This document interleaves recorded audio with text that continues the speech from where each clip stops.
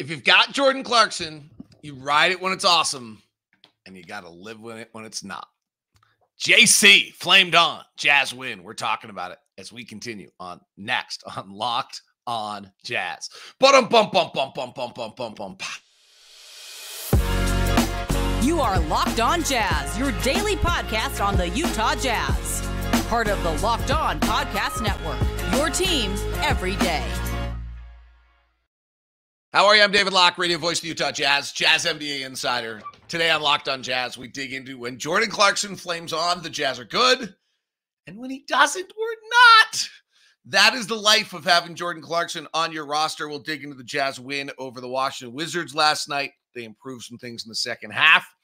We said it last week, when the veterans play well, the Jazz play well. Two in particular played particularly hard. Three of them always do, or another one always does. Kelly Olynyk got a contract extension in Toronto. We'll talk about what that impact of that is. And the subtle things that we don't see that actually the coaches and everyone else takes a look at that do matter. Well, all those are coming up on today's edition of Locked on Jazz. I am David Locke, radio voice of the Utah Jazz, Jazz NBA insider. And this is Locked on Jazz. It's your daily podcast on the Utah Jazz, giving you insight. What geeky numbers? Whoa, my brain's not totally working yet this morning. Give you insight, geeky numbers, expertise, geeky numbers. Whoa, buffering. And hopefully making it way better to be a Jazz fan each and every day. Thanks so much for making Locked on Jazz your first listen of the day. We are free. We're available on all podcasting apps, including YouTube. Thumbs up are greatly appreciated. Please do so. What do you think of JC last night? Give him a thumbs up for his performance. Rocking it with a monster 38 point, 10 rebounds, 7 assist game, which has never been done off the bench before in NBA history, because that's what Jordan does. And he tied the Jazz record, Thurl Bailey's, for most 30-point games off the bench. Really been awesome to see him go and watch him play at this level. And be able to experience the flamethrower that is Jordan Clarkson. Thank you very much for making Locked on Jazz your first listen. And thank you to the everydayers that are out there each and every day. All right.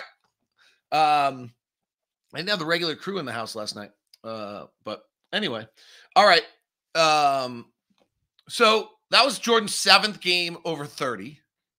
He has had a rocky year. There's no hiding that. I don't think he's shooting now 30% from three for the year, which is, if you go back through his career, is his lowest three-point shooting he's had in any season of his NBA career. His two-point shooting percentage is 48.3%. That's the lowest since his second year in the NBA career. This has been a funky year for Jordan Clarkson. I admire him immensely for the evolution of his game. He's gone from 2.5 assists a game in his last year under Quinn to 4.5, and now 5 assists a game average under Will Hardy. So as I delve into this, it is certainly worth noting that his versatility or his influence is just so much more than it ever once was. 10 rebounds last night as well. He's just not, Luke Walton had the great line, most guys think they're open when they get off the bench. Jordan thinks he's hot. He's just not pure gunner anymore. That's changed and evolved a great deal. What he is, though, still to just an incredible level, is a bellwether of how the Jazz go. So the simple way to look at it is, this is in wins, he shoots 46%, and in losses, he shoots 37%. And we'll get into, but it's game by game, it gets even more diverse.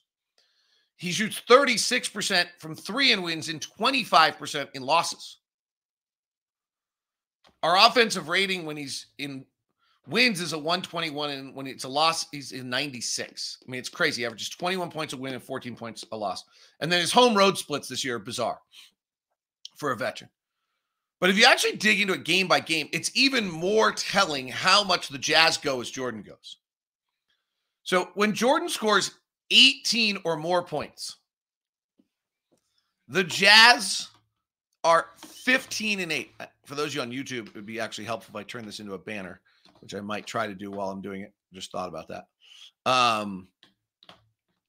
When Jordan, so the Jazz go as Jordan goes. Here are the numbers. When Jordan scores 18, the Jazz are or more The Jazz are 15-8. So it's pretty high when you're a below 500 team. If Jordan scores 11 or fewer, 11 or less, the Jazz are 1-13. And if Jordan scores 13 or less, the Jazz are 4-18. That's crazy. I mean, that is really Jordan's impact on this team.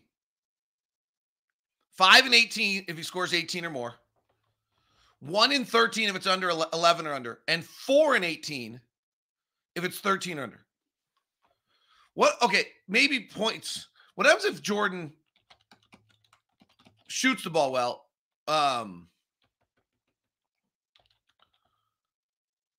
Compared to not. If Jordan shoots, now this is hard because Jordan's not a very 41% shooter, but if Jordan shoots 500 or 50% or better, which he has done in 13 games, the Jazz are 10-3. If Jordan shoots, again, that's a lot, 33% or worse, okay, that's, again, but that's equally the same amount in the other direction for a 41% shooter. The Jazz are 5-13. What's interesting to me is if Jordan shoots 40% or between 33 and 40%, the Jazz are only 2-6. So that really the Jazz need Jordan above 40%. Or, so the Jazz are 7-19 when Jordan shoots 40% or less. So this team really, as it's constructed, and that makes some sense. Lowry's your number one guy. Colin's been crazy consistent here for a while. Is a sign that they really have to have that third scorer, and that third scorer is Jordan Clarkson. And so nights like last night where Jordan's epic, 38 points, 10 rebounds, 7 assists, 12 straight to close the game, Jazz win. That's how valuable he is when he's good. And that's, that goes to the 15-8 when he scores 18 or more. But it's interesting that if you're another team and you're looking at trying to slow down the Utah Jazz, Jordan scores 13 or fewer points. They're 4-18. Now, the question a little bit on this, frankly, is whether Jordan dictates it or whether the opponent does. Because Jordan a little bit just flames on his own. And I'm not sure that people are slowing down the 31-year-old based on their defense more than just whether Jordan's stroke is there or not. Give Ron Boone credit. Last night, Ron Boone opened the broadcast when Jordan checked in. He's like, I watched him at shoot-around today. He had it go, and he's going to have a big night. It's pretty awesome. So Ron nailed that one right away. But it's interesting to me. I mean, it tells you, I think it's actually a very telling on where the Jazz are as a team that Jordan Clarkson is that important and where the roster construction is right now. And ideally, moving forward, as Jordan's contract, it becomes awesome. It becomes like $12 million a year.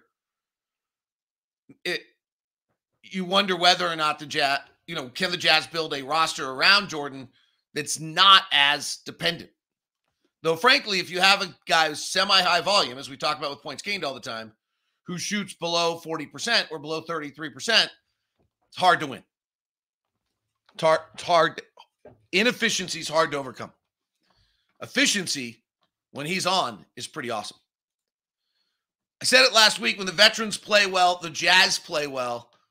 There's 3 guys in particular that are playing really hard right now and deserve some credit. We'll talk about them when we continue. We're just getting started here on Locked On Jazz. Jordan Clarkson, 38 points, 10 rebounds, 7 assists. We'll update you a little bit on how the Jazz pulled off this win last night, as well as just the latest draft pick situation after a win for the Jazz last night. And then we'll talk about 3 guys that are playing really hard. It's all here on Locked On Jazz. Today's edition of Locked On Jazz is brought to you by Murdoch Hyundai, located at 4646 South State Street, also located in Logan and in Linden. The Hyundai lineup of cars is remarkable. The Murdochs are nearly 90 years in Utah, making sure that you get that no-regrets experience that's so awesome. And Blake and the Ben and the Tyson and the crew of Murdochs carrying the generation on and on that is Utah. Right now, 0% financing for 3 years on the 2023 Santa Fe, as well as the 2023 Tucson. And then the electric cars that have revolutionized things. The Ioniq 6 is leasing for $249 a month, and the Ioniq 5 at $299 a month with 0% for 60 months. Those are the award-winning electric cars. It's all over at Murdoch Hyundai, located in Linden, in Logan, and at 4646 South State Street. If you're going to stop by, please give me a little buzz first so that we can make sure that we give you the VIP treatment that you deserve over at Murdoch Hyundai. We want to make sure you get taken care of like you should with Murdoch Hyundai. Next episode of today's show is brought to you by BetterHelp, convenient, flexible online therapy.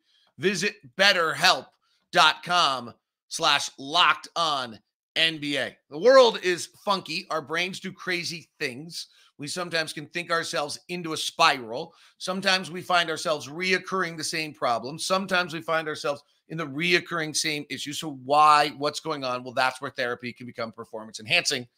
It allows you to, whether it's big or small, certain things set you off. And this is a chance for you to share what you're thinking, feeling, and have someone who's a professional help you see if you can get those bigger problems to become smaller and those smaller problems to become non-existent. If you're thinking about starting therapy, try to give BetterHelp a try. It's entirely online, designed to be flexible and suited to your schedule. BetterHelp.com/LockedOnNBA gets you 10% off your first month. That's BetterHelp, HELP.com/LockedOnNBA. Convenient, flexible, online therapy. It's visit BetterHelp.com/LockedOnNBA. Jazz win it last night over the Wizards. Get themselves back in the winning track. Fun to see. Fans loved it. Jazz now still sit at 11th in the draft pick situation. 2 wins ahead of Atlanta and Houston. We'll see how that plays out. Houston and Atlanta both incentivized to win right now, as is the 8th seed Brooklyn, but they lost last night. They're at 24 wins. So Jazz probably have 3 or 4 more wins guaranteed the rest of the way. It's not much more than that, though, frankly. The schedule is brutal. And so Jazz finished around 32-34. Brooklyn somehow has got to, get 10 more wins the rest of the way. I don't know that happens for the Jazz to get to 8. That's the big spot. And the perfect draft position for the Jazz at this point would be that. Last night, the whole game stemmed on the same thing we talked about all night long, which I thought really interesting with Washington. So Washington is the 7th best team in the league in transition and the 4th best team in the league in being in transition. So their whole game is predicated on transition. When they get stuck in the half court, then they're about 27th in the league offensively. Their problem is they're 30th defensively. So they don't get in transition very often because they're allowing you to score at too high a rate. And so when they suddenly don't defend, then they're taking the ball out of the net, they're into half court, and then they're 30th in the league in defending transition. So this is this cycle that catches them. It's why they're 9-52. And the cycle that happens to them is that then if they suddenly aren't getting stops and they're taking the ball out of the net, then they're playing the half court where they're not very good, and then they're not very good in defending transition. The other team starts running in transition. Okay? So last night the Jazz had 3 massive runs. I think they had a 17-0, a 12-0, and like a 13-0. And that's because those were sequences in which the Jazz started getting stops. They would run down the throat, then by scoring, then suddenly they're taking the ball out of the net. Now they're playing the half court where their offense isn't very good. Then they're missing again. Then they're running on them, and it was just a cycle. So that's how the game really played. They had 33 fast break points last night through 3 quarters. The most fast break points we've allowed Nathan Harker, who does great work. I don't know if you know that name yet. You should. He's a producer for the pregame show and does just kind of awesome work. Nathan Harker helped me out during the game last night. And the most transition points we'd allowed in any game all season long was against New Orleans, when New Orleans ran by us. But I think that number, if I remember correctly, and I'm pulling it up right now just to make sure, was 35. So that was through 4 quarters. So 3 quarters, we'd allowed 33. The most we'd allowed in any game all year was 35. And then we didn't allow a 4th quarter transition point. And only allowed 12 points in the second half in the paint. So after a pretty miserable defensive first half, which literally felt like to me, I was joking with Ron, it felt like that everyone had made this like gentleman agreement that we're going to sit there and here's the deal. We're going to play for 42 minutes, just going up and down, let everyone pad their stats, and then we'll play hard for the final 6 minutes.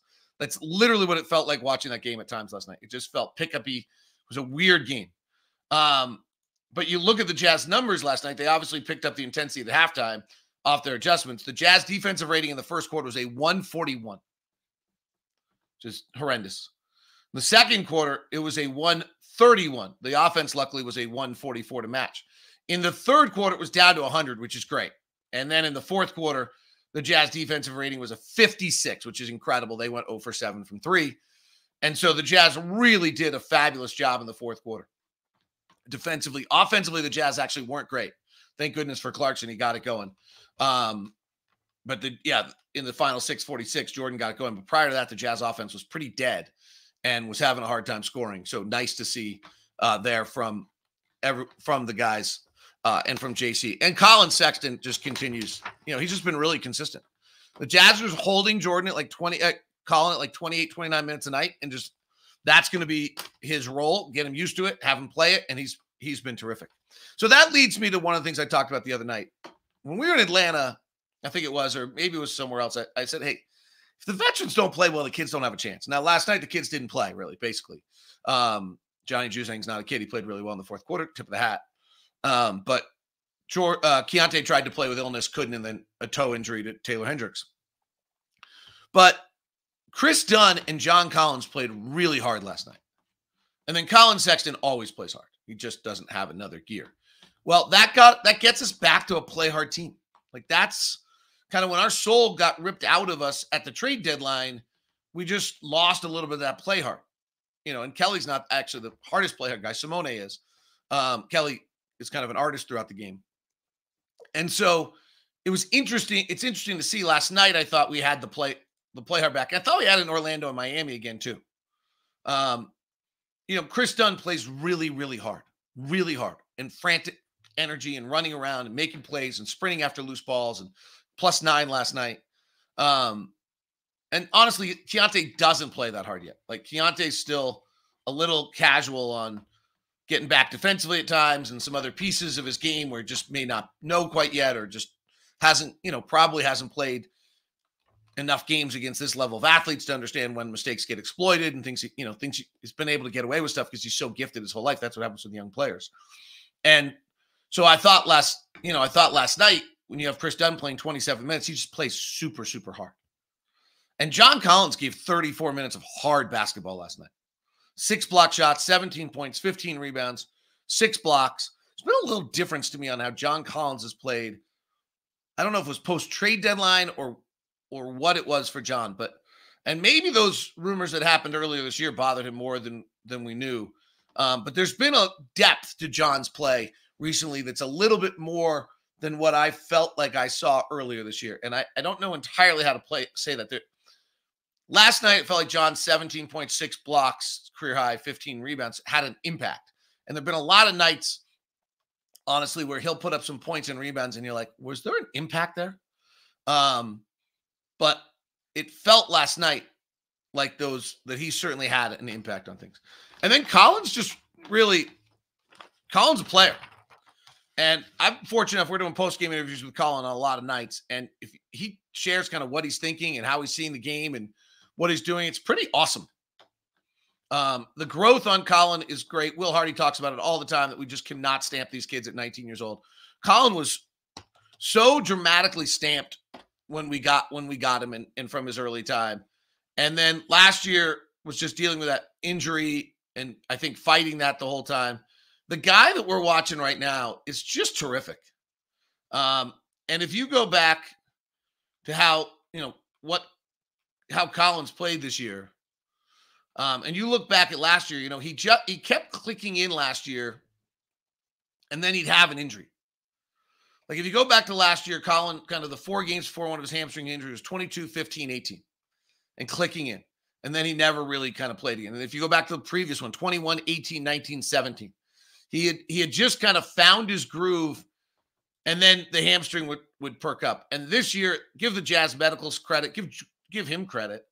He's just played fabulously. If you want to just go back to when he got into the starting lineup in the 24th game of the season, he's now got nearly 40 games as a starter. He's shooting 50% from the field, 44% from 3, 86% from the line.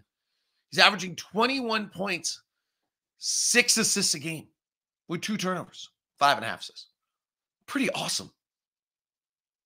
It's really probably becoming the story of this season is the emergence of Colin Sexton as a player.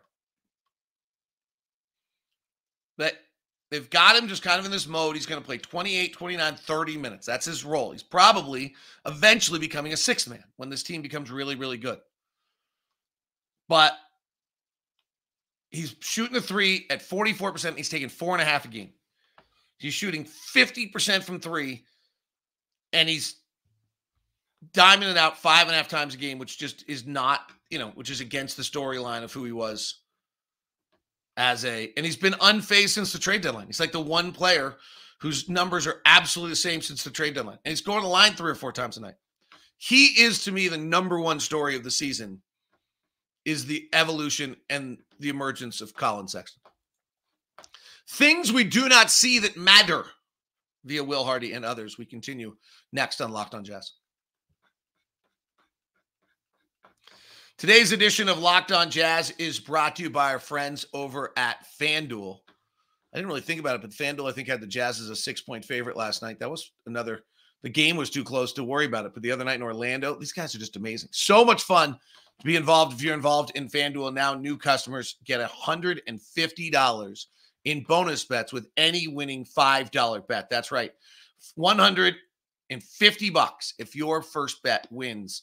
Any $5 bet wins. Then you can get into all the fun. FanDuel.com/locked on and shoot your shot. FanDuel, the official partner of the NBA. FanDuel Sportsbook, all sorts of great fun. In-game lines as well. Plus, they have various fun, popular same-game parlay bets, which I think is a soccer game right now. Or an American football game that starts in a little while. Interesting game tonight. Boston against Cleveland, but no Donovan Mitchell, so Boston's an 8-point favorite. They're just marching on people. And the Rockets and the Spurs play tonight. We need the Rockets to win. They're 7.5-point favorite. And Suns in Denver. A lot of injuries in Phoenix, so no Devin Booker, and Denver's a 9.5-point favorite. That's all over at FanDuel. FanDuel.com/locked on.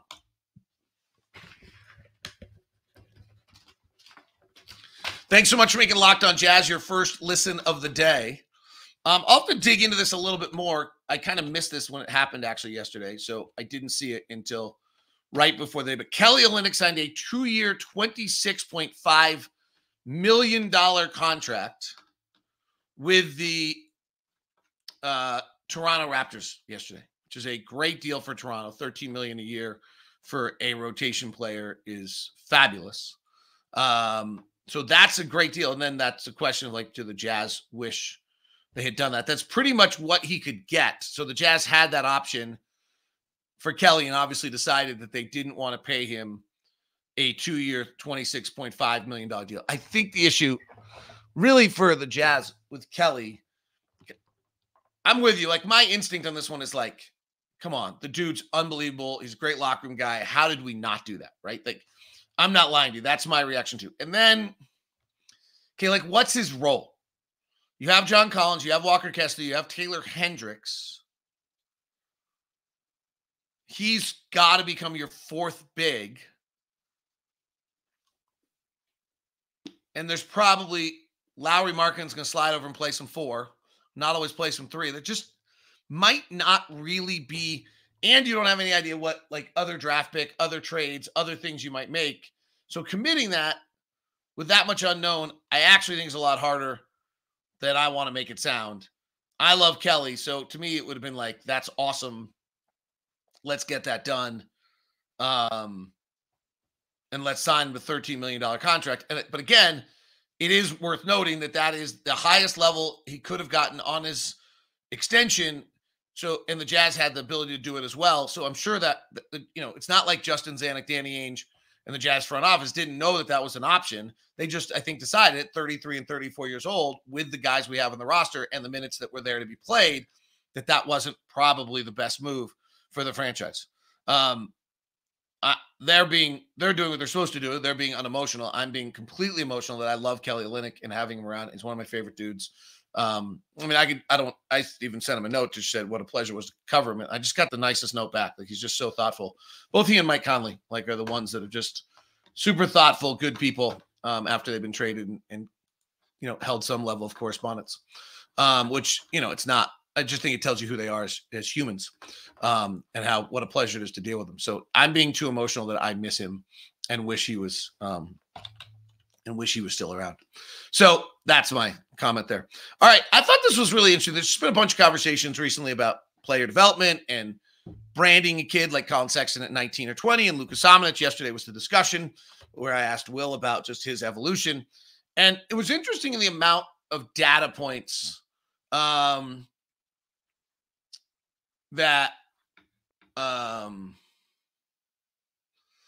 they talked about. And the good news on this is for the Jazz is what pros Taylor Hendricks and Bryce Sensabaugh were this year about going to the G League and how they played and how they approached it. And then the other data point is whether guys love the game. There's an interesting thing to me that I noticed even coaching my kids through sports is this new generation of kids is not watching the game the same way. You and I used to grow up, if you're 50 or in that range, if you're younger, probably still 40, but if you're younger than that, then I think we have a question. And that is, I watch the game. I watch games endlessly, all the time, watch games. And I don't think, because of the internet and everything else, and I'm watching my daughter, who's a huge sports fan, they don't watch the game very much. They watch the highlights, they watch the clips, but they don't watch the game. And by not watching the game, you lack some understanding of what's going on. And so therefore, one of the things that's interesting that Jazz talk about Keontae a lot is how much he watches the game and how much of a student of the game he is. Well, that is super interesting. And then the next side of that is, our guys, the data points where guys are pros. Taylor Hendricks going to the G League, sure, as the 9th pick. That's not what he planned on, what he wanted, but how did he approach it? How did he deal with it? Bryce Sensabaugh, being a primary scorer, and he's got an offensive bag. You can just see it. They put it on last night for a second with a step back. And, having to play away from his offensive bag because he's playing with other players. How has he dealt with that? Often guys, it sounds really reasonable to you and I to sit here and say, well, okay, a guy like Bryce Sensabaugh's got to go from being the number one option at Ohio State to coming in the NBA and be 1 of 5, and he's got to learn how to do it. That makes sense. We've all said it. You aren't quibbling with anything I have to say there. Well, if you're Bryce Sensabaugh, frankly, you still might be quibbling about it. You might be like, well, why? I can score anytime I want against anyone. I'm going to come out here and I'm going to drop 28. It's a little bit what Trey Lyles did when he was with Utah. He never, till he got cut and moved around a little bit, he, in my opinion, didn't totally buy into being a role player. Now he's really a great role player. He's going to make $100 million in his NBA career because he decided to buy in. It's great. Good for him. 100 million might be a lot, but he might. But the point is that's not, it's easier said than done. And it's not something the guys necessarily do. And there's been just a lot of talk from Will Hardy recently about the other data points. So how they deal with assistant coaches, how they deal when they go to the G League, how do they deal with teammates, how do they deal with the strength and conditioning staff, how do they deal with whether they're, when they're working at their craft, are they returning text messages? Are they getting back to you, getting back to their trainers on time? Are they showing up for workouts with the right shoes on? All these little things. And all reports on our young guys are really, really good. And that's exciting. And that's a huge part, frankly, of the intel of what you're doing when you're drafting these guys and trying to figure out who's going to make it, who's not, and what they're going to be. And to me, that to me is the most exciting part about the words we're getting out of Taylor and Bryce. And then we're seeing it on the floor because they continue to evolve and make the steps. And then Keontae, we're totally seeing it. And Will's been very open all year about Keontae and how much he watches the game and how much that matters. So an interesting kind of the data points outside of our visage that really matter in the development of our players. Jazz and the Chicago Bulls tomorrow, Wednesday edition of Locked On Jazz. We'll roll through it. Be back with you tomorrow. Right now, we send you to the first ever 24/7 national sports channel, Locked On Sports Today. If you've got ESPN or Fox in the background all day, try this instead. It's Locked On Sports Today. It's on Amazon Fire TV. It's also on YouTube.